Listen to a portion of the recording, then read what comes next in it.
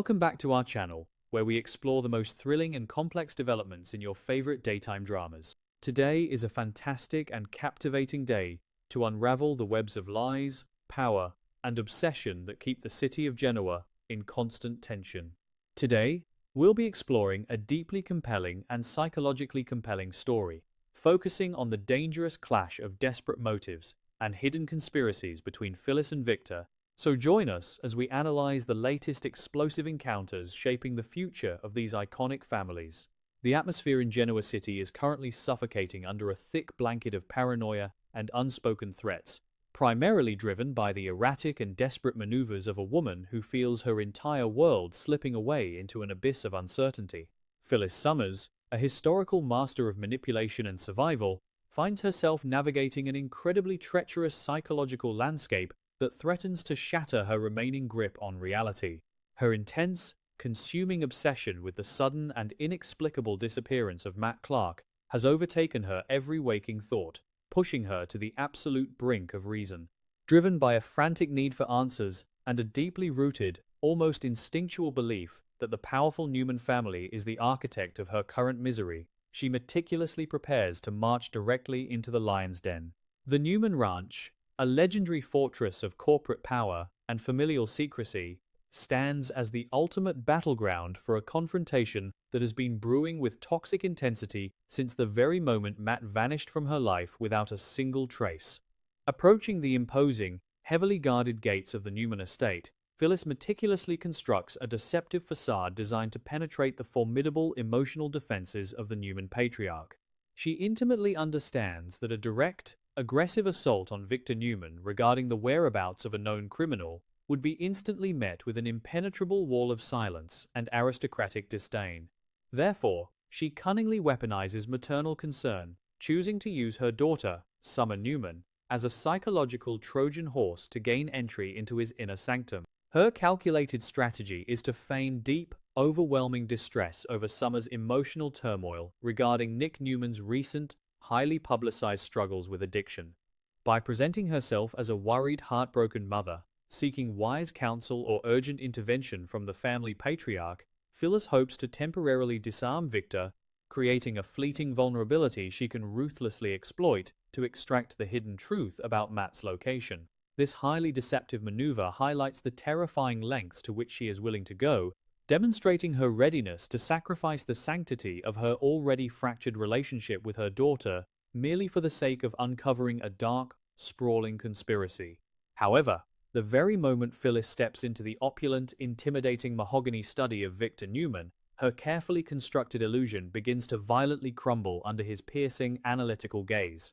Victor, a man who has spent decades orchestrating global financial empires and dismantling his fiercest enemies with surgical, emotionless precision, immediately recognizes the hollow, performative nature of her sudden maternal anxiety. He listens to her impassioned, theatrical speech about Summer's supposed sorrow, his own expression remaining an unreadable, terrifying mask of icy detachment. He does not offer a single ounce of sympathy, nor does he engage in the fabricated narrative she has so desperately spun. Instead, he systematically dismantles her elaborate lie with a single, devastating observation that cuts straight to the bone. Victor coldly and methodically points out the undeniable reality that Phyllis has been entirely estranged from Summer for several months. A painful, humiliating truth that instantly strips away her maternal disguise and leaves her completely exposed and vulnerable in the absolute center of his domain. The sudden, brutal exposure of her deception strikes a deep, resonant chord of humiliation and anger within Phyllis. The ongoing estrangement from her children, a direct and catastrophic consequence of her destructive actions during the recent, chaotic corporate wars, is a gaping emotional wound she desperately tries to ignore on a daily basis. Victor's casual, effortless weaponization of this painful reality serves as a stark, intimidating reminder of his absolute dominance and control within the room. Stripped of her emotional leverage and her false narrative, the atmosphere in the study shifts violently from a tense, simulated negotiation to a raw, volatile confrontation. The polite pretenses are entirely abandoned, leaving absolutely nothing but the simmering, toxic hostility that has defined their antagonistic relationship for decades. The air in the room grows incredibly heavy with anticipation as Phyllis, feeling dangerously cornered and vibrating with nervous, erratic energy, prepares to unleash the true, desperate motive that propelled her to the ranch in the first place. Abandoning all remaining subtlety and pretense, Phyllis launches into a fervent, aggressive interrogation regarding the sudden, highly suspicious disappearance of Matt Clark. Her voice trembles with a potent, explosive mixture of genuine fear and unadulterated fury as she directly and unequivocally accuses the Newman patriarch of orchestrating Matt's vanishing act. She details her frantic, fruitless searches across the city, the dead ends, and the chilling, absolute silence that has forcefully replaced Matt's presence in her life. For Phyllis, the complete absence of physical evidence is not a lack of proof, but rather a terrifying testament to the immense sophistication and limitless resources of the entity responsible. She paints a vivid, paranoid picture of a vast, invisible conspiracy, firmly and resolutely placing Victor at the absolute center of the intricate web.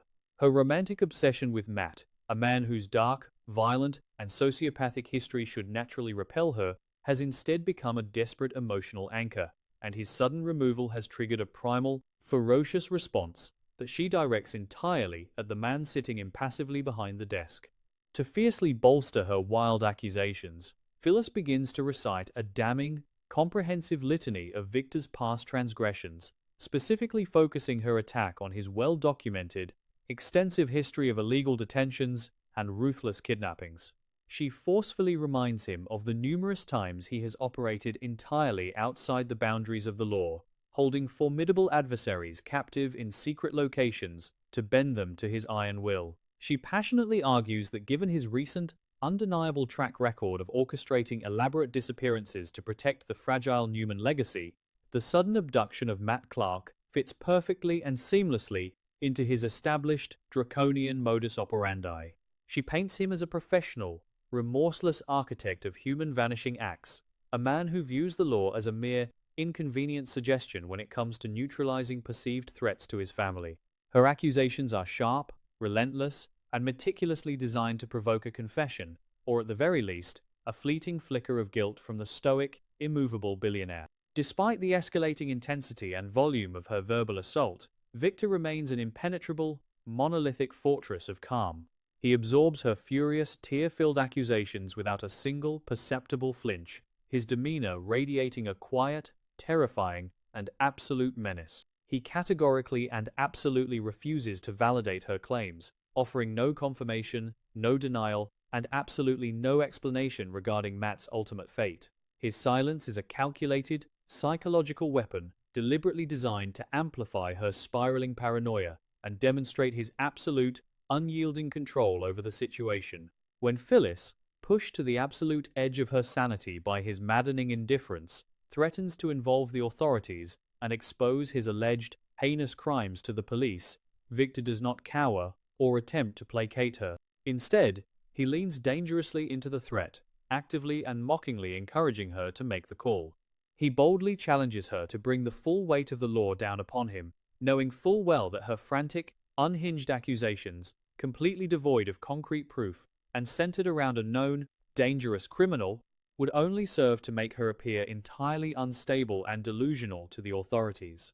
The psychological chess match reaches a chilling, unexpected climax when Victor subtly and masterfully shifts the narrative, suggesting with a cold smirk that instead of investigating him, they should perhaps focus their collective energy on eliminating the real, undeniable danger currently lurking within the borders of Genoa City.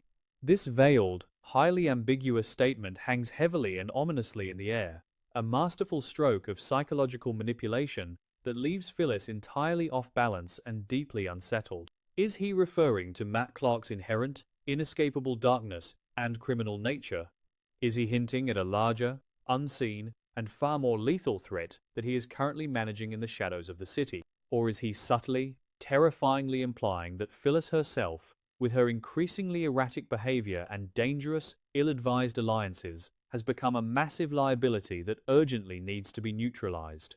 The profound ambiguity of his carefully chosen words serves as a brilliant psychological trap, deliberately designed to send her fragile mind spiraling into a vortex of new, terrifying possibilities effectively neutralizing her aggressive momentum and firmly reasserting his absolute dominance over the narrative. Realizing with bitter clarity that she has been thoroughly and humiliatingly outmaneuvered, and that Victor will never yield the desperate answers she seeks, Phyllis executes a furious, highly dramatic departure from the study. She turns her back on the Newman patriarch, but not before delivering a final, venomous, and deeply personal vow of vengeance. She swears with absolute conviction that she will tear the entire city apart brick by brick to find Matt, issuing a chilling, unwavering warning that Victor will absolutely not escape the severe consequences of his actions if she uncovers definitive proof of his involvement. Her exit is a chaotic whirlwind of righteous indignation and desperate, unyielding resolve, leaving a lingering, heavy tension in the opulent study. However, beneath her fierce, combative exterior, the encounter has left her profoundly and deeply shaken, her internal paranoia massively amplified by Victor's impenetrable silence and his cryptic, terrifying warnings about the true dangers lurking in their midst.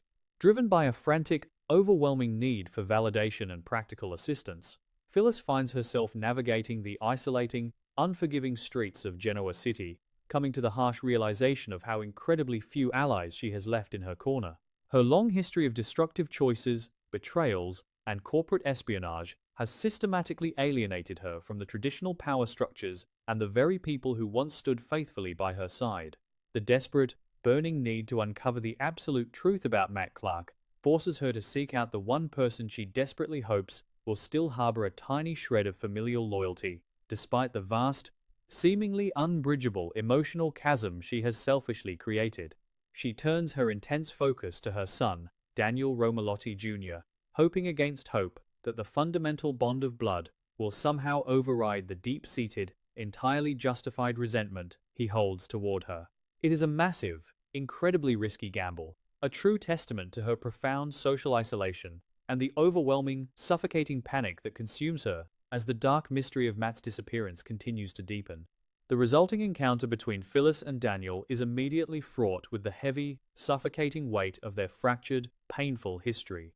Daniel, who has been striving valiantly to maintain a semblance of hard-won peace and emotional stability in his own complicated life, is suddenly and aggressively confronted by the chaotic, swirling whirlwind of his mother's intense paranoia.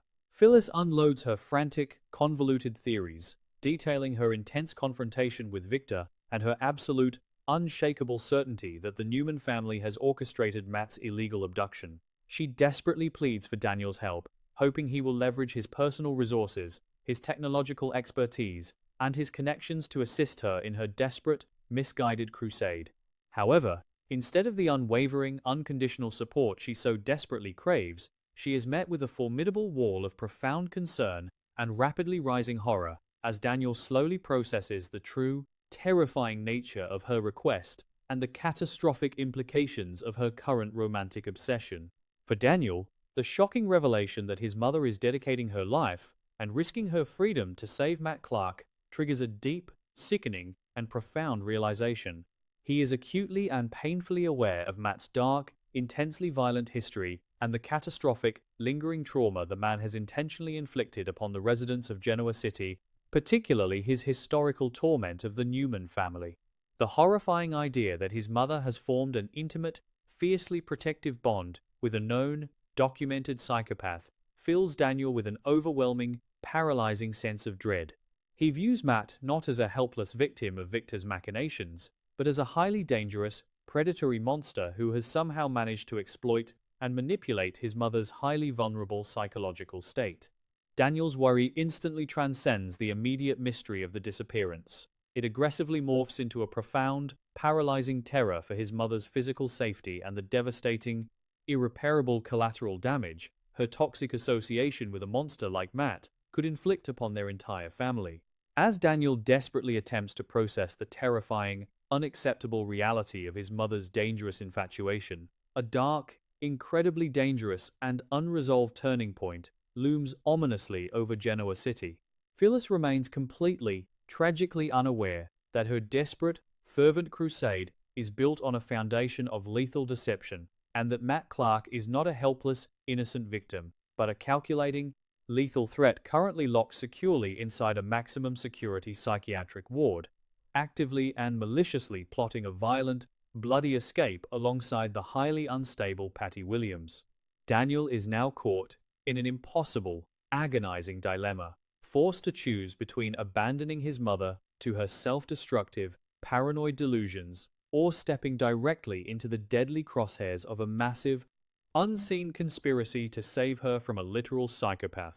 The tension reaches an absolute, terrifying boiling point as the dark shadows of Victor's hidden, illegal prison and Matt's impending, violent breakout threaten to collide, setting the ultimate stage for a catastrophic explosion of violence and revelation that will leave absolutely no one in Genoa City unscathed.